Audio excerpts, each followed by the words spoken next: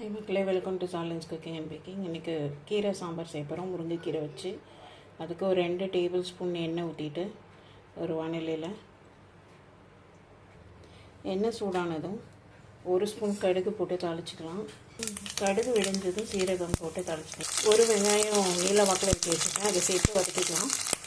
வெங்காயம் நல்லா வதங்கிடுச்சு. 2 பச்சை மிளகாய்,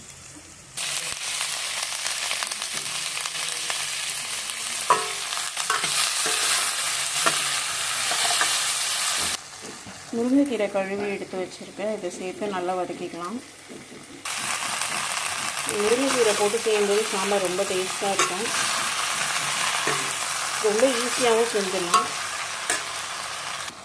3 ஸ்பூன் மிளகாத்தூள், 3 ஸ்பூன் தனியாத்தூள், ஒரு 1/2 ஸ்பூன் மஞ்சத்தூள் சேர்த்து தேவையான அளவு தண்ணி விட்டுது. மூடி வச்சு இந்த மிளகாத்தூள் வாசனை போகிற வரைக்கும். சைடு 1 கப் பருப்பு வேக வச்சுருக்கேன், 3 விசிலுக்கு. இதை சேர்த்துக்கலாம்.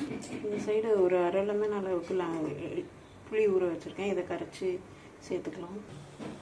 அவ்வளோதாங்க. இது நல்லா கொதித்து உப்பு அட்ஜஸ்ட் பண்ணால் சூப்பர் டேஸ்டான முருங்கைக்கீரை சாம்பார் ரெடி.